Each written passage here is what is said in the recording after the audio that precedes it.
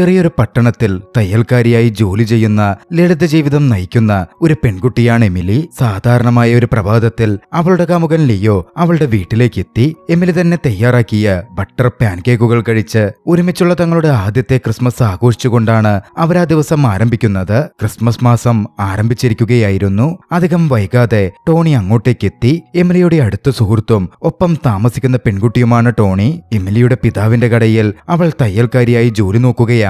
ലിയോയെയും എമിലിയെയും അഭിവാദ്യം ചെയ്ത ശേഷം ടോണി വേഗം ജോലിക്കായി പോയി. പ്രഭാത ഭക്ഷണം കഴിഞ്ഞയുടനെ എമിലിയും ലിയോയും ടോണിയെ പിന്തുടർന്ന് പിതാവിന്റെ തയ്യൽക്കടയിലേക്ക് എത്തിച്ചേർന്നു. എമിലിയുടെ പിതാവിന് ലിയോയോട് വലിയ സ്നേഹമാണുള്ളത്. അദ്ദേഹം അവനോട് സംസാരിക്കുന്ന ഊഷ്മളമായ രീതിയിൽ നിന്ന് അത് വ്യക്തവുമായിരുന്നു. കുറച്ചു കഴിഞ്ഞപ്പോൾ ഒരു ഫോൺ കോൾ ലിയോക്ക് വന്നു. ഗൗരവമേറിയൊരു കോളാണെന്ന് അവന്റെ മുഖഭാവത്തിൽ നിന്ന് വ്യക്തമായി. ലിയോ കടയ്ക്ക് പുറത്തേക്കിറങ്ങി നിന്ന് സംസാരിച്ചു. കോൾ കഴിഞ്ഞ് അവൻ തിരികെ വന്നു. അന്ന് വൈകുന്നേരം നമുക്കൊന്നിച്ചൊരു ഡേറ്റിന് പോകാം എന്ന് പറഞ്ഞ് ലിയോ എമിലിയെ ക്ഷണിച്ചു. എമിലിയും സന്തോഷത്തോടെ ക്ഷണം സ്വീകരിച്ചു. വൈകുന്നേരത്തോടെ ഡേറ്റിന് പോകാൻ എമിലി തയ്യാറെടുത്തു. തന്റെ ഏറ്റവും മികച്ച വസ്ത്രം ധരിക്കാൻ അവൾ ശ്രദ്ധ പുലർത്തി. ഒടുവിൽ തയ്യാറായി പറഞ്ഞ സമയത്ത് പറഞ്ഞിടത്തേക്ക് അവൾ എത്തിച്ചേർന്നു. അവിടെത്തിയപ്പോൾ ലിയോയുടെ വേഷവിധാനം കണ്ട് അക്ഷരാർത്ഥത്തിൽ എമിലി അത്ഭുതപ്പെട്ടു. അവനെ അത്തരത്തിൽ അവൾ അതുവരേക്കും കണ്ടിട്ടില്ല. തിരിച്ചറിയാൻ പോലും കഴിയാത്ത വിധം അത്ര ഗംഭീരമായിട്ടുണ്ടായിരുന്നു അവൻ ധരിച്ച വസ്ത്രവും അവൻ കാണപ്പെടുന്ന രീതിയും. ഭക്ഷണം എത്തുന്നതിന് മുമ്പേ ലിയോ എന്തോ പ്രധാന കാര്യം പറയാൻ തുടങ്ങുന്നതായി എമിലിക്ക് തോന്നി. അവൾക്ക് തെല്ലൊരു പരിഭ്രാന്തി തോന്നുന്നുണ്ടായിരുന്നു. ഒരുപക്ഷെ അവനിനി മറ്റൊരു കുടുംബമുണ്ടെന്നോ അല്ലെങ്കിൽ മറ്റെന്തെങ്കിലും കാര്യമാണോ അവൻ പറയാൻ പോകുന്നത് എന്നൊക്കെയായിരുന്നു എമിലിയുടെ ഭയം. പക്ഷേ ലിയോ വെളിപ്പെടുത്തിയത് മറ്റൊരു സത്യമായിരുന്നു. അവൻ യാഥാർത്ഥ്യത്തിൽ ഒരു രാജകുമാരനാണ്. കോർഡിനിയ എന്ന രാജ്യത്തെ രാജകുമാരൻ. അത് കേട്ട് എമിലി ആദ്യം വിശ്വസിക്കാൻ കൂട്ടാക്കിയില്ല. തന്നെ കളിപ്പിക്കുകയാണ്, ലിയോ കള്ളം പറയുകയാണ് എന്നായിരുന്നു എമിലി ചിന്തിച്ചത്. പക്ഷെ പിന്നീട് എല്ലാ കാര്യങ്ങളും അവൻ വിശദീകരിച്ചപ്പോ അവൻ പറയുന്നത് സത്യമാണെന്ന് എമിലിക്ക് മനസ്സിലായി. ലിയോ പിന്നാലെ പറഞ്ഞു, എനിക്കിവിടെ നിന്ന് രാജ്യത്തേക്ക് മടങ്ങേണ്ടതുണ്ട്. എന്നോടൊപ്പം വരാൻ നിനക്ക് സമ്മതമാണോ? ലിയോയുടെ ചോദ്യം എമിലിയെ ഒരു നിമിഷം ചിന്തിപ്പിച്ചു. എന്നിരുന്നാലും മടിക്കാതെ എമിലി അത് സമ്മതിച്ചു. ലിയോയെ അത്രമേൽ അവൾക്കിഷ്ടമായിരുന്നു. ഇതേസമയം മറുവശത്ത് ലിയോ തന്റെ കാമുകിയുമായി നാട്ടിലേക്ക് മടങ്ങിയെത്തുന്നു എന്ന വിവരം ലിയോയുടെ അമ്മ ഇസിഡോറ രാജ്ഞിയുടെ അടുത്ത് എത്തിച്ചേർന്നിരുന്നു. അവർക്കത് വല്ലാത്ത അസ്വസ്ഥതയുണ്ടാക്കി. കാരണം എമിലി സമ്പത്തോ രാജകീയ പശ്ചാത്തലമോ ഇല്ലാത്ത ഒരു സാധാരണ അമേരിക്കൻ പെൺകുട്ടിയാണ്. ലിയോ അത്തരത്തിലൊരാളെ വധുവാക്കുന്നത് രാജകീയ പരമ്പരയ്ക്ക് തന്നെ തീർത്തും ചേർന്ന ഒരു കാര്യമല്ല. രാജ്ഞി ഇങ്ങനെ അസ്വസ്ഥനാകുന്നത് കൊട്ടാരത്തിലെ പ്രധാന സേവകനായ വിക്ടർ ശ്രദ്ധിക്കുന്നുണ്ടായിരുന്നു. വിക്ടർ രാജ്ഞിയെ ആശ്വസിപ്പിക്കാൻ ഇടപെട്ടു. അടുത്ത ദിവസം എമിലി തന്റെ പിതാവിനോടും ടോണിയോടും യാത്ര പറഞ്ഞ് അവിടെ നിന്ന് പുറപ്പെടാനിറങ്ങി. ലിയോയിൽ അത്യന്തം സന്തുഷ്ടനായിരുന്ന എമിലിയുടെ പിതാവ് ലിയോയുടെ ഫോട്ടോ തന്റെ കടയിൽ താൻ പ്രദർശിപ്പിച്ചോട്ടെ എന്ന തരത്തിൽ അനുവാദം ചോദിച്ചു. ലിയോ അത് സന്തോഷത്തോടെ സമ്മതിച്ചു. താമസിയാതെ അവരിരുവരും കോർഡിനിയ രാജ്യത്തേക്ക് പുറപ്പെട്ടു. കൊട്ടാരത്തിലേക്കും അവർ വന്നെത്തി. കൊട്ടാരത്തിലെത്തിയ എമിലിയെ വിക്ടർ ഊഷ്മളമായി സ്വീകരിച്ചു. ഒരു രാജകൊട്ടാരത്തിൽ താൻ ആദ്യമായി കാലുകുത്തുന്നതെന്ന് അവൾ അവിടെ വെച്ച് പറഞ്ഞു. ചുറ്റുമുള്ള കാഴ്ചകൾ കണ്ട് എമിലി അത്ഭുതപ്പെടുന്നുണ്ടായിരുന്നു. കൊട്ടാരത്തിലെ കാവൽക്കാർ ഭാവഭേദമില്ലാതെ നിൽക്കുന്നത് അവളേറെ ആശ്ചര്യപ്പെടുത്തി. അവരുടെ മുമ്പിൽ ചെറിയ തമാശ കാണിക്കാനും അവരുടെ ഭാവം മാറ്റാനുമൊക്കെ അവർ കളിയായി ശ്രമിച്ചു. പിന്നാലെ അകത്തേക്ക് കടന്ന് കൊട്ടാരത്തിനകത്തേക്ക് എമിലി എത്തിച്ചേർന്നു. ഇസിഡോറ രാജ്ഞിക്ക് മുമ്പിലേക്കും അവൾ എത്തി. വിക്ടറിൽ നിന്ന് വ്യത്യസ്തമായി രാജ്ഞി വളരെ തണുപ്പൻ മട്ടിലായിരുന്നു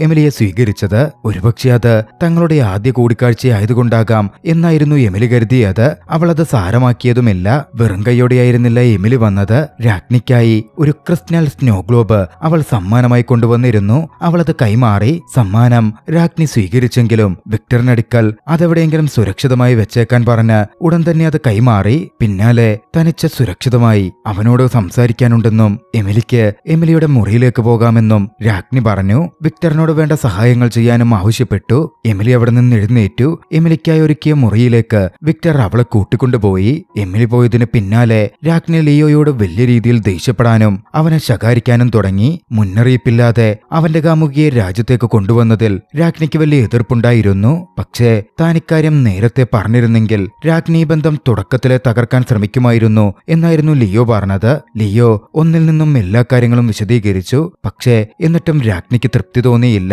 അവരുടെ ബന്ധത്തോടുള്ള എതിർപ്പിൽ രാജ്ഞി ഉറച്ചുനിന്നു. മറുവശത്തെ എമിലിയെ വിക്ടർ കൊട്ടാരം ചുറ്റിക്കാണിച്ചു. രാജ്യത്തെക്കുറിച്ചുള്ള ചില കാര്യങ്ങളൊക്കെ വിശദീകരിച്ചു കൊടുക്കുകയും ചെയ്തു. ഒടുവിൽ അവൾ അവളുടെ മുറിയിലെത്തിച്ചേർന്നു. അങ്ങനെ വൈകുന്നേരമായി. അത്താഴത്തിന് എല്ലാവരും ഒത്തുചേർന്നു. എമിലിക്ക് അപരിചിതമായ പരമ്പരാഗത യൂറോപ്യൻ വിഭവങ്ങളായിരുന്നു അന്ന് സേവകർ വിളമ്പിയത്. എമിലിക്ക് ഇങ്ങനെയുള്ള ഭക്ഷണം ആസ്വദിക്കാൻ കഴിയില്ല, അവളെന്തെങ്കിലും പറയുമ്പോൾ അതിൽ പ്രശ്നമുണ്ടാക്കാം എന്നൊക്കെ രാജ്ഞി മുൻകൂട്ടി വിചാരിച്ചിരുന്നു. പക്ഷെ അവരെ അത്ഭുതപ്പെടുത്തിക്കൊണ്ട് എമിലിക്ക് ആ ഭക്ഷണം വല്ലാതെ ഇഷ്ടമായി. അവൾ അത് ആസ്വദിച്ചു കഴിച്ചു. അത്താഴത്തിന് ശേഷം നേരത്തെ എമിലിയോട് പരുഷമായി തന്റെ അമ്മ പെരുമാറിയതിന് ലിയോ അവളോട് ക്ഷമ ചോദിച്ചു. എമിലിയാണെങ്കിൽ അതൊരു വലിയ പ്രശ്നമാക്കുന്നേയില്ല. തുടർന്ന് ലിയോ എമിലിയെ തന്റെ കൊട്ടാരത്തിലെ ഏറ്റവും പ്രിയപ്പെട്ട ഇടത്തേക്ക് കൊണ്ടുപോയി. കൊട്ടാരത്തിലെ ആയുധപ്പുര. അവിടെ വെച്ച് അവൻ അവൾക്ക് ചില അടിസ്ഥാന ഫെൻസിക് വിദ്യകൾ പഠിപ്പിച്ചു കൊടുക്കാൻ ശ്രമിച്ചു. പക്ഷേ അതത്ര സുഗമമായി പോയില്ല. എമിലി അത് പഠിക്കാൻ ശ്രമിക്കുന്നതിനിടയിൽ വാൾ അവളുടെ കയ്യിൽ നിന്നും തെറിച്ചു. അവിടെ ഒരു പെയിന്റിംഗിൽ തറച്ചു. എന്തായാലും എമിലിയുമായി വേഗത്തിൽ ലിയോ അവിടുന്ന് പുറത്തു കടന്നു. അവർ അവിടുന്ന് പോയത് അടുത്ത ശാന്തമായൊരു മുറിയിലേക്കായിരുന്നു. അവർ ഒന്നിച്ച് ചെറിയ തോതിൽ അവിടെ വെച്ച് ഡാൻസ് ചെയ്തു. സമയം രാത്രിയായി. ഉറക്കം വരുന്നില്ല. എമിലിക്ക് വല്ലാതെ വിശക്കുന്നുണ്ട്. എന്തായാലും എന്തെങ്കിലും കഴിക്കാൻ കിട്ടുമോ എന്ന് നോക്കാൻ അവൾ മുറിയിൽ നിന്ന് പുറത്തേക്കിറങ്ങി. അടുക്കളയായിരുന്നു ലക്ഷ്യം. വഴിയറിയാതെ വഴി തെറ്റിത്തിരിഞ്ഞ് അവൾ വീണ്ടും ആയുധപ്പുരയിലേക്ക് എത്തിച്ചേർന്നു. അവിടെ ഒരു ഫെൻസിംഗ് വാൾ എടുത്ത് നേരത്തെ ലിയോ പഠിപ്പിച്ചു തന്ന കാര്യങ്ങൾ കളിയായി അവൾ ചെയ്തുകൊണ്ടിരിക്കുമ്പോ പെട്ടെന്നായിരുന്നു രാജ്ഞി അങ്ങോട്ടേക്ക് കടന്നു വന്നത്. എമിലി രാജ്ഞിയെ കണ്ട് അക്ഷരാർത്ഥത്തിൽ ഞെട്ടിത്തരിച്ചു. എന്തായാലും ആ രാത്രി അങ്ങനെ കടന്നുപോയി. പിറ്റേന്ന് രാവിലെ ടോണി എമിലിയെ വിളിച്ച് വിശേഷങ്ങൾ അന്വേഷിച്ചു. നടന്ന കാര്യങ്ങളൊക്കെ ഒന്നുപോലും വിടാതെ എമിലി ടോണിയോട് വിശദീകരിച്ചു. രാജ്ഞിക്ക് തന്നെ ഇഷ്ടമായിട്ടില്ലെന്നാ തോന്നുന്നത്, അവരുടെ പെരുമാറ്റത്തിൽ എനിക്ക് വല്ലാതെ അസ്വസ്ഥത തോന്നുന്നുണ്ട് എന്നെമിലി ടോണിയോട് പറഞ്ഞു. നീ ധൈര്യത്തോടെ ഉറച്ചു നിൽക്കാനും മുമ്പോട്ടേക്ക് തന്നെ പോവാനുമായിരുന്നു ടോണി അവളെ ഉപദേശിച്ചത്. ആ സമയത്താണ് അവിടുത്തെ സെർവന്റായ ഒലിവിയ മുറി വൃത്തിയാക്കാൻ എത്തിയത്. എമിലി ടോണിയുമായുള്ള സംഭാഷണം അവസാനിപ്പിച്ച് ഉടൻ തന്നെ ഒലിവിയയെ സഹായിക്കാൻ തുടങ്ങി. ഒലിവിയ ഒറ്റയ്ക്ക് മുറി വൃത്തിയാക്കുന്ന ജോലി ചെയ്യുന്നത് അവൾക്കത്ര ഇഷ്ടപ്പെട്ടിട്ടുണ്ടായിരുന്നില്ല. ഒലിവിയാകട്ടെ എമിലി ഏതെങ്കിലും കുലീന കുടുംബത്തിലെ അംഗമാണ് എന്നായിരുന്നു ചിന്തിച്ചത്. അതുകൊണ്ട് തന്നെ അവൾ പറഞ്ഞു, നിങ്ങള് മറ്റു പ്രഭു കുടുംബത്തിലുള്ളവരെ പോലെയല്ല. പക്ഷേ അത് കേട്ട് എമിലി ആദ്യം ആ വാക്ക് തെറ്റിദ്ധരിക്കുകയായിരുന്നു ചെയ്തത്. ഒലിവിയ പെട്ടെന്ന് തന്നെ കാര്യം വിശദീകരിച്ചു. അതോടെ എമിലിക്ക് സമാധാനമായി. മുറി വൃത്തിയാക്കിയ ശേഷം അവരൊരുമിച്ച് പ്രഭാത ഭക്ഷണം കഴിക്കാനിരുന്നു. സാധാരണ വേഷത്തിലായിരുന്നു എമിലി അങ്ങോട്ടേക്ക് എത്തിയത്. ലിയോയും രാജ്ഞിയും ഔദ്യോഗിക വസ്ത്രങ്ങളായിരുന്നു ധരിച്ചിരുന്നത്. അത് കണ്ടപ്പോ തന്റെ വസ്ത്രധാരണത്തെക്കുറിച്ച് എമിലിക്ക് തെല്ലൊരു ജാള്യത തോന്നാതിരുന്നില്ല. പ്രഭാത ഭക്ഷണത്തിനു ശേഷം ലിയോയും എമിലിയും ചേർന്ന് ഒരു ക്രിസ്മസ് മരം വാങ്ങാൻ പുറത്തേക്ക് പോവാൻ പദ്ധതിയിട്ടു. കൊട്ടാരത്തിൽ നിന്ന് ഇറങ്ങുന്നതിനു മുമ്പ് എമിലി പതിവ് പോലെ ഭാവവ്യത്യാസമില്ലാതെ നിൽക്കുന്ന കാവൽക്കാരെ കളിയാക്കി കുറച്ചു സമയം ആസ്വദിച്ചു. അവരുടെ ഓരോ ചലനവും കൊട്ടാരത്തിലെ സുരക്ഷാ വിഭാഗം നിരീക്ഷിക്കുന്നുണ്ടായിരുന്നു. അവരാണെങ്കിൽ അതൊന്നും മറന്നതുമില്ല. ലിയോ പബ്ലിക്കിനിടയിലേക്ക് പോകുന്നതുകൊണ്ട് ആരും തന്നെ തിരിച്ചറിയാതിരിക്കാൻ ക്യാപ്പ് വയ്ക്കുകയും വേഷം മാറുകയും ചെയ്തു. അവരങ്ങനെ മാർക്കറ്റിലേക്ക് എത്തിച്ചേർന്നു. മനോഹരമായ ഒരുപാട് ഷോപ്പുകൾ. പലയിടത്തും ക്രിസ്മസ് ആയതുകൊണ്ട് ക്രിസ്മസ് മരങ്ങളും അലങ്കാരങ്ങളും ഒക്കെ വിൽക്കുന്നുണ്ട്. അവിടെ വെച്ചാണ് അവർ പോപ്പി എന്ന അനാഥ പെൺകുട്ടിയെ പരിചയപ്പെടുന്നത്. എമിലി പോപ്പിയുമായി സംസാരിച്ചു. പോപ്പിക്ക് എമിലിയെ പെട്ടെന്ന് തന്നെ ഇഷ്ടപ്പെട്ടു. എമിലിക്കും തിരിച്ച് അങ്ങനെ തന്നെ. അവളെ പരിചയപ്പെട്ടതിന്റെ അടയാളമായി, സൗഹൃദത്തിന്റെ ഓർമ്മപ്പെടുത്തലായി എമിലി അവൾക്കൊരു കൈവള സമ്മാനിച്ചു. ആ സമയം അവിടെ ഉണ്ടായിരുന്ന ലിയോയെ പോപ്പി തിരിച്ചറിഞ്ഞു. പോപ്പി അത് വിളിച്ചു പറഞ്ഞതോടെ അവിടെ ഉണ്ടായിരുന്ന മറ്റു കുട്ടികളും മറ്റും ലിയോയുടെ ചുറ്റിലും കൂടി. സന്തോഷത്തിന്റെ നിമിഷങ്ങളായിരുന്നു അത്. വൈകാതെ ഷോപ്പിംഗ് പൂർത്തിയാക്കി അവർ കൊട്ടാരത്തിലേക്ക് തിരികെ എത്തി. നതാശ എന്ന് പറയുന്ന ഒരു പെൺകുട്ടി ആ സമയം ലിയോയുടെ അടുത്തേക്ക് വന്നു. ലിയോയുടെ കുട്ടിക്കാല സുഹൃത്തും മുൻ കാമുകിയുമായിരുന്നു അവൾ. ലിയോയോട് അവൾ അമിതമായി അടുപ്പം കാണിക്കുന്നത് എമിലിക്ക് വല്ലാത്തൊരു ബുദ്ധിമുട്ടുണ്ടാക്കി. അസ്വസ്ഥത തോന്നിയ എമിലി അവിടെ നിന്ന് മാറി. ലിയോ അവളെ പിന്തുടർന്നു ചെന്നു. പിന്നീട് എമിലി തന്റെ വസ്ത്രങ്ങൾ തയ്യാറാക്കുമ്പോൾ ഒലിവിയ വീണ്ടും അവളെ സഹായിക്കാനെത്തി. എമിലി ഒരു ഡിസൈനറാണ്, ഒരു തയ്യൽക്കാരിയാണ് എന്നറിഞ്ഞപ്പോൾ അത്ര മനോഹരമായ ഒരു ഗൗൺ രൂപകൽപ്പന ചെയ്യാനുള്ള അവളുടെ കഴിവിൽ ഒലിവിയ അത്ഭുതപ്പെട്ടു. അതിനെ പുകഴ്ത്തി സംസാരിച്ചു. ക്രിസ്മസ് വിരുന്നിനുള്ള വസ്ത്രം തിരഞ്ഞെടുക്കാനും അത് ധരിക്കാനും അവൾ എമിലിയെ സഹായിക്കുകയും ചെയ്തു. അന്ന് വൈകുന്നേരം ന്യൂബാരി കുടുംബത്തിലെ ബാരനസ് എന്നിവരുൾപ്പെടെയുള്ള പ്രമുഖ കുടുംബങ്ങൾക്ക് രാജ്ഞി എമിലിയെ പരിചയപ്പെടുത്തി. എമിലി വളരെ മനോഹരമായി വസ്ത്രം ധരിച്ചിരുന്നു. എങ്കിലും രാജ്ഞി എമിലിയെയും ലിയോയെയും വെവ്വേറെ ഇരിപ്പിടങ്ങളിലാണ് ഇരുത്തിയത്. ലിയോ ഇരുന്നതാകട്ടെ നതാശയുടെ അടുത്തായിരുന്നു. എമിലിയെ അതെല്ലാം വല്ലാതെ വേദനിപ്പിച്ചിരുന്നു. വെറുമൊരു ചെറിയ പട്ടണത്തിലെ തയ്യൽക്കാരന്റെ മകളായതിന്റെ പേരിലാണ് രാജ്ഞി തന്നെ അങ്ങനെ മാറ്റി നിർത്തുന്നത്, പരസ്യമായി തന്നെ ഇങ്ങനെ അപമാനിക്കുന്നത് എന്നൊക്കെ അവൾ ചിന്തിച്ചു. അടുത്ത ദിവസം രാവിലെ എമിലി ഫേസ് മാസ്ക് ധരിച്ചിരിക്കുമ്പോൾ ലിയോ അവളെ കാണാനെത്തി. തലേദിവസം രാത്രി നടന്ന കാര്യങ്ങളിൽ അവളെ ആശ്വസിപ്പിക്കണം എന്നവനുണ്ടായിരുന്നു. അവൾക്ക് പ്രിയപ്പെട്ട ബട്ടർ പാൻകേക്കുകൾ ലിയോ അങ്ങോട്ടേക്ക് കൊണ്ടുവന്നിരുന്നു. അവർ ഒന്നിച്ച് ചായ കുടിച്ച് സംസാരിച്ചു. എമിലിയെ കാര്യങ്ങൾ പറഞ്ഞ് മനസ്സിലാക്കാനും ആശ്വസിപ്പിക്കാനും ലിയോക്ക് കഴിഞ്ഞു. ഇതേസമയം മറുവശത്ത് രാജ്ഞിയാകട്ടെ വിക്ടറിന്റെ കൂടെ ഭാവി പരിപാടികളെ പറ്റിയുള്ള ചർച്ചയിലായിരുന്നു. അപ്പോഴാണ് വിക്ടറിന്റെ ഓഫീസിൽ എമിലി നൽകിയ സമ്മാനമിരിക്കുന്നത് രാജ്ഞി കണ്ടത്. അത്ഭുതത്തോടെ രാജ്ഞി വിക്ടറെ നോക്കി. ആ സമ്മാനം അർത്ഥവത്തായതാണെന്നും അത് സൂക്ഷിക്കാൻ പറ്റിയൊരിടത്താണ് താനത് സൂക്ഷിച്ചിരിക്കുന്നത് എന്നും വിക്ടർ പറഞ്ഞു. രാജ്ഞി മറ്റൊന്നും പറഞ്ഞതുമില്ല. വൈകാതെ നതാശ രാജ്ഞിയെ കാണാൻ രാജ്ഞിയുടെ മുറിയിലേക്കെത്തി. രാജ്ഞി സ്നേഹത്തോടെ നതാശയോട് സംസാരിച്ചു. എപ്പോഴും ലിയോയോട് ചേർന്ന് നിൽക്കാനും അവർക്കിടയിൽ വീണ്ടും പ്രണയം വളർത്താനും രാജ്ഞി അവളോട് ആവശ്യപ്പെട്ടു. എമിലിയെ മകനിൽ നിന്ന് അകറ്റാൻ ഇതുകൊണ്ട് സാധിക്കും എന്നായിരുന്നു രാജ്ഞി ചിന്തിച്ചത്. കുറച്ചു കഴിഞ്ഞ് ലിയോയും രാജ്ഞിയും നതാശയും കുതിരസവാരിക്കായി ഇറങ്ങി. കുതിരസവാരി അറിയാത്തതിനാൽ എമിലിക്ക് അവരെ കൊട്ടാരവാതിൽ വരെ ചെന്ന് യാത്രയാക്കാനേ സാധിച്ചുള്ളൂ. അവൾക്കതിൽ വല്ലാത്ത നിരാശ തോന്നി. ഒറ്റപ്പെടൽ തോന്നിയതുകൊണ്ട് എമിലി സേവകരെ കാണാൻ അടുക്കളയിലേക്ക് ചെന്നു. ആദ്യം അവളുടെ സാന്നിധ്യത്തിൽ അവർക്ക് ചെറിയൊരു പരിഭ്രമം തോന്നിയെങ്കിലും സാധാരണ പോലെ പെരുമാറാനും തന്നെ സാധാരണ രീതിയിൽ നോക്കിക്കാണാനും എമിലി അവരോട് ആവശ്യപ്പെട്ടു. താമസിയാതെ അവരൊരുമിച്ച് ക്രിസ്മസ് മരം അലങ്കരിക്കുകയും പസിലുകൾ കളിക്കുകയും തമാശകൾ പങ്കിടുകയും ചെയ്തു. സമയം മുന്നോട്ടേക്ക് വേഗത്തിൽ കടന്നുപോയി. അവരുടെ ആ സന്തോഷ നിമിഷങ്ങൾക്കിടയിലാണ് ബാരനസ് എന്നറിയപ്പെടുന്ന ഗലീന അവിടെ എത്തുന്നത്. ഗലീനയെ കണ്ടപ്പോൾ എമിലി സത്യത്തിൽ അത്ഭുതപ്പെട്ടു. പിന്നാലെ ഗലീനയുമായി അവൾ സംസാരിച്ചു. ഗലീന അപ്പോഴാണ് തന്റെ കഥ എമിലിയോട് പങ്കുവച്ചത്. ഗലീനയും മുമ്പ് ഒരു സാധാരണ സ്ത്രീയായിരുന്നു. അവൾ ഒരു രാജകുമാരനുമായി പ്രണയത്തിലായി. അവരുടെ ബന്ധത്തിന് ഒരുപാട് എതിർപ്പുകൾ ഉണ്ടായിരുന്നെങ്കിലും ഒടുവിൽ അവർ ഒരുമിച്ച് ജീവിതം കെട്ടിപ്പടുത്തു. ക്രിസ്മസ് രാത്രിയിൽ നടന്ന കാര്യങ്ങളെക്കുറിച്ച് എല്ലാം അറിയാമായിരുന്ന ഗലീന അതിനെപ്പറ്റി ഓർത്ത് വിഷമിക്കേണ്ടെന്നും എല്ലാം നന്നായി വരും എന്നും എമിലിക്ക് ഉറപ്പ് നൽകി. അവരുടെ സംഭാഷണത്തിന് ശേഷം ഗലീനയും എമിലിയും ഒന്നിച്ച് ഷോപ്പിങ്ങിന് പോയി. മാർക്കറ്റിൽ വെച്ച് അവര് വീണ്ടും പോപ്പിയെ കണ്ടു. എമിലി അവിടുത്തെ കുട്ടികളുമായി എത്ര വേഗത്തിലാണ് അടുക്കുന്നത്, അവരോട് സംസാരിക്കുന്നത്. അവൾ എന്ത് നല്ല വ്യക്തിത്വത്തിനുടമയാണ് എന്നതൊക്കെ കണ്ട് ഗലീനയ്ക്ക് വല്ലാത്ത അതിശയം തോന്നാതിരുന്നില്ല.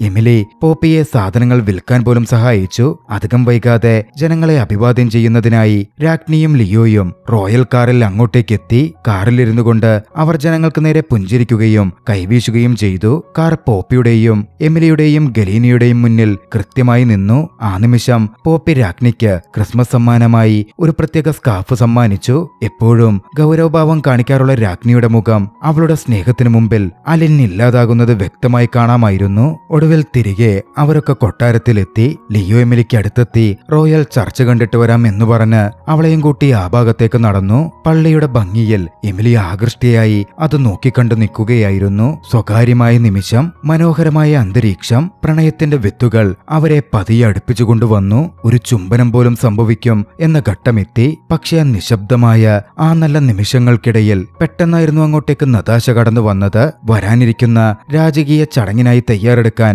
ലിയോയെ ക്ഷണിക്കാൻ വേണ്ടി എത്തിയതായിരുന്നു നതാശ. പോകുന്നതിനു മുമ്പ് കുട്ടിക്കാലത്ത് തമാശ രീതിയിൽ താനും ലിയോയും കല്യാണം കഴിച്ച് കളിച്ച കാര്യമൊക്കെ അവൾ ഓർത്തെടുത്ത് പറഞ്ഞു. അതൊക്കെ എമിലിയിൽ അസൂയ തന്നെ സൃഷ്ടിക്കുന്നുണ്ട്. വൈകാതെ അവർ പള്ളിയിൽ നിന്നിറങ്ങി. അവർ തിരികെ എത്തുമ്പോൾ രാജ്ഞി അവരെ കാത്തു നിൽക്കുന്നുണ്ടായിരുന്നു. ക്രിസ്മസ് പാർട്ടിയിൽ ധരിക്കാൻ തന്റെ യൗവനകാലത്തെ ഒരു വസ്ത്രം എമിലിക്ക് നൽകാമെന്ന് രാജ്ഞി പറഞ്ഞു. എമിലി സ്വന്തമായി അതിനായി ഒരു വസ്ത്രം രൂപകൽപ്പന ചെയ്തിരുന്നു. അതിനുവേണ്ടി അവൾ കഠിനാധ്വാനം ചെയ്തതുമാണ്. പക്ഷേ രാജ്ഞിയെ വെറുതെ വിഷമിപ്പിക്കണ്ടല്ലോ എന്ന് ചിന്തിച്ച് രാജ്ഞി നൽകുന്ന ഗൗൺ തന്നെ ധരിക്കാൻ അവൾ തീരുമാനിച്ചു.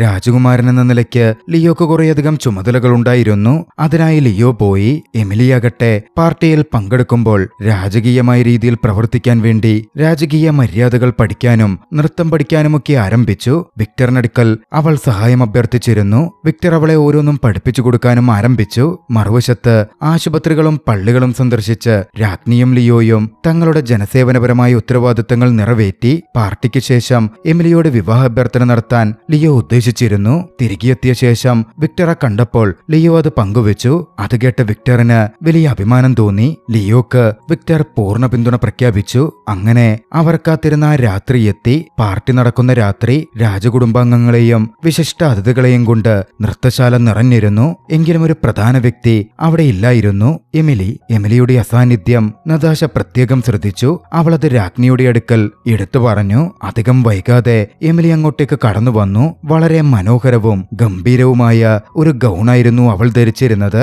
രാജ്ഞി കൊടുത്ത വസ്ത്രത്തിൽ അവൾ അവളുടേതായ പൊടിക്കൈകൾ ചെയ്തിരുന്നു. എമിലി ദയുള്ളവൾ മാത്രമല്ല, ബുദ്ധിശാലിയാണെന്ന് കൂടി തെളിയിക്കുന്ന കാര്യങ്ങളായിരുന്നു പിന്നീട് അവിടെ നടന്നത്. വിക്ടർ പഠിപ്പിച്ച എല്ലാ മര്യാദകളും അവൾ തികഞ്ഞ ആത്മവിശ്വാസത്തോടെ അവിടെത്തിയ എല്ലാ ഗസ്റ്റുകൾക്ക് മുമ്പിലും പ്രവർത്തിച്ചു. താമസിയാതെ ബാരനും ഗലീനയും പോപ്പിയും കൂടി അങ്ങോട്ടേക്ക് എത്തിച്ചേർന്നു. പാർട്ടിയിൽ പങ്കെടുക്കാൻ ഇരീന ക്ഷണിച്ചതിൻ പ്രകാരമായിരുന്നു അവർ വന്നത്. അവരുടെ മുഖങ്ങളിൽ അത്രമേൽ സന്തോഷമുണ്ടായിരുന്നു. ഗലീന പോപ്പിയെ ദത്തെടുക്കാൻ തീരുമാനിച്ചിട്ടുണ്ടായിരുന്നു. വൈകാതെ രാജ്ഞിയും ലിയോയും ഔദ്യോഗികമായി പാർട്ടി ഉദ്ഘാടനം ചെയ്തു. വൈകാതെ നൃത്തം ആരംഭിക്കുകയായിരുന്നു. ഡാൻസ് ഫ്ലോറിൽ എമിലിയും ലിയോയും അതിഗംഭീരമായി നൃത്തം ചെയ്തു. എമിലി എത്രമാത്രം വൈദഗ്ധ്യമുള്ളവളാണെന്ന് കണ്ട് രാജ്ഞി അത്ഭുതപ്പെടുന്നുണ്ടായിരുന്നു. അവരുടെ ഒത്തുചേർന്നുള്ള ചുവടുകളും സന്തോഷവും ആ രാത്രിക്ക് ഒരു മാന്ത്രികത നൽകി. പക്ഷേ ആ നിമിഷങ്ങൾ അധിക നേരം നീണ്ടുനിന്നില്ല. നതാശ ഇതിനിടയിൽ കയറി എമിലിയിൽ നിന്ന് ലിയോയെ വീണ്ടും മാറ്റിക്കൊണ്ട്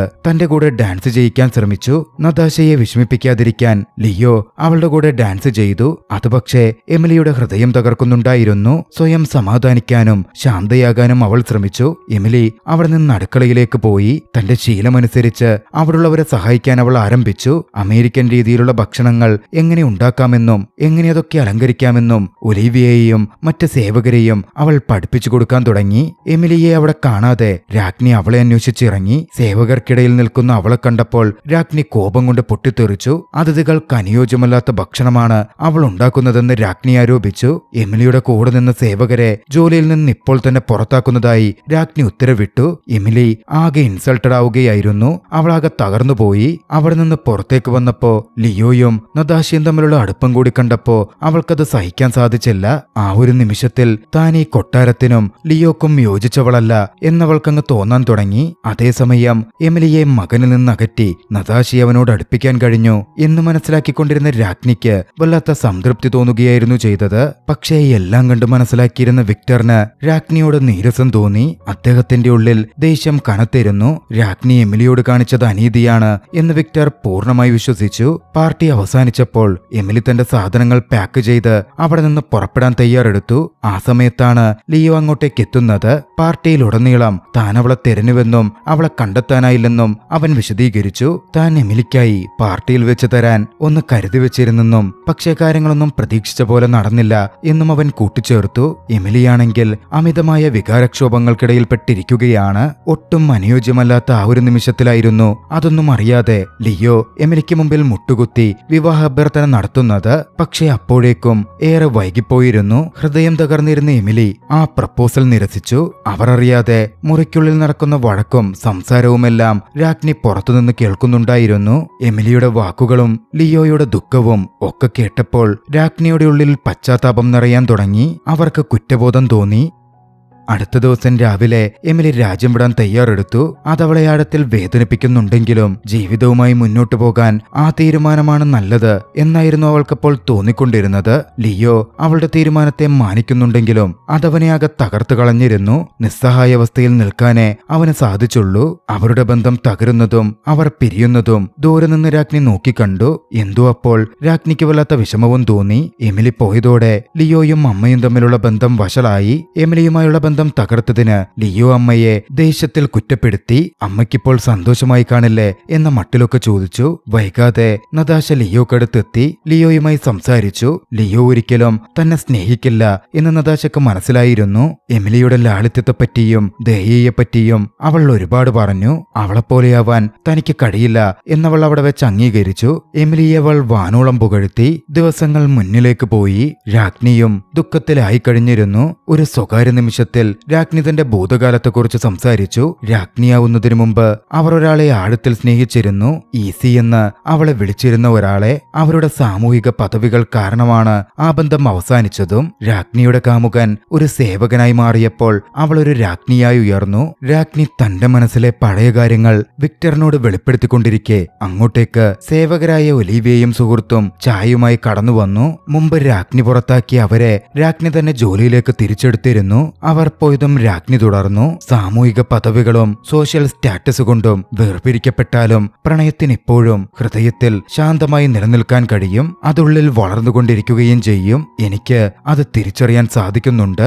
ആ തിരിച്ചറിവ് അവരുടെ മനസ്സ് മാറ്റിയിരുന്നു. ലിയോയുടെയും എമിലിയുടെയും ബന്ധത്തിന് രാജ്ഞി അനുവാദം നൽകി. എമിലിക്കടുത്തേക്ക് പോകുവാൻ ഒരു ഫ്ലൈറ്റ് ബുക്ക് ചെയ്യാൻ വിക്ടറിനടുക്കൽ രാജ്ഞി ആവശ്യപ്പെട്ടു. പിന്നാലെ രാജ്ഞിയുടെ ഭൂതകാലത്തിലെ ആ വ്യക്തിയാര് എന്നും വെളിപ്പെട്ടു. അത് വിക്ടർ ആയിരുന്നു. അത്രനാളും സാമൂഹിക പദവികളാൽ വേർപെട്ടിരുന്ന അവർ ഒന്നിക്കാൻ തീരുമാനിച്ചു. രാജ്ഞി വിക്ടറിനടുക്കൽ പറഞ്ഞു, എന്നെ ഇനി ക്വീൻ എന്ന് വിളിക്കേണ്ടതില്ല. നീ എന്നെ പണ്ട് വിളിക്കുമായിരുന്ന ഈസി എന്ന ആ പേര് തന്നെ വിളിച്ചാൽ മതി. അവർക്കിടയിലും വീണ്ടും പ്രണയം പൂത്തുലയാൻ തുടങ്ങുന്നു. അടുത്ത ദിവസം വിവരങ്ങളൊക്കെ അറിഞ്ഞിരുന്ന എമിലിയുടെ പിതാവ് ദേഷ്യത്തോടെ ലിയോയുടെ ഫോട്ടോ കടയിൽ നിന്ന് എറിഞ്ഞുകളയാൻ ശ്രമിക്കുകയായിരുന്നു. കൃത്യസമയം എമിലി അത് തടഞ്ഞു. ലിയോ പാവമാണെന്ന് പറഞ്ഞു. അതേസമയം തയ്യൽക്കടയുടെ മുന്നിൽ നിൽക്കുന്ന ലിയോയെ കണ്ട് ടോണി അക്ഷരാർത്ഥത്തിൽ ഞെട്ടി. എമിലിയോട് അവൾ അത് പറഞ്ഞു. എമിലി ലിയോയെ കണ്ട് പുറത്തേക്ക് ഓടിയിറങ്ങി. ലിയോ തനിക്ക് വേണ്ടി അങ്ങോട്ടേക്ക് മടങ്ങിയെത്തിയെന്ന് അവൾക്ക് വിശ്വസിക്കാൻ പറ്റുന്നുണ്ടായിരുന്നില്ല. സമയം കളയാതെ ലിയോ ഒരിക്കൽ കൂടി എമിലിക്കടുക്കൽ വിവാഹാഭ്യർത്ഥന നടത്തി. പക്ഷേ എമിലി ചോദിച്ചു, രാജ്ഞി ഇത് ശരിക്കും അംഗീകരിക്കുമോ? അവർക്ക് തന്നെ ഇഷ്ടപ്പെടാൻ സാധ്യതയില്ല.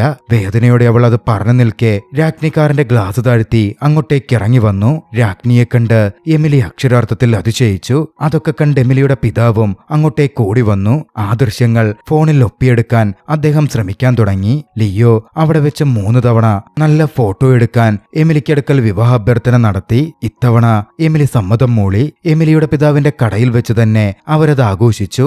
എല്ലാ വിടവുകളും മാറ്റപ്പെട്ട് അവർ ഒന്നിക്കുകയായിരുന്നു. അധികം വൈകാതെ അവരുടെ വിവാഹദിനം വന്നെത്തി. കുടുംബാംഗങ്ങളും സുഹൃത്തുക്കളും സന്തോഷത്തോടെ ഒത്തുചേർന്നു. വിവാഹ പ്രതിജ്ഞകൾ കൈമാറി അവർ വിവാഹിതരായി. ഭാര്യാഭർത്താക്കന്മാരായി ഒന്നിച്ചു. സന്തോഷത്തോടെ അവരുടെ ജീവിതം മുമ്പോട്ടേക്ക് പോകും എന്ന സൂചനകളോടെ ചലച്ചിത്രം അവസാനിക്കുകയാണ്. രസകരമായ ഈ ഒരു ചലച്ചിത്രം നിങ്ങൾക്കിഷ്ടമായെങ്കിൽ വീഡിയോ ലൈക്ക് ചെയ്യുക.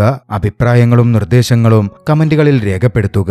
കഴിയുമെങ്കിൽ ചാനൽ സബ്സ്ക്രൈബ് ചെയ്തും കൂട്ടുകാർക്ക് ഷെയർ ചെയ്തു കൊടുത്തും ഞങ്ങളെ സപ്പോർട്ട് ചെയ്യുക. അടുത്ത എപ്പിസോഡിൽ മറ്റൊരു മികച്ച ചലച്ചിത്രവുമായി നമുക്ക് കണ്ടുമുട്ടാം. അതുവരെ ബൈ.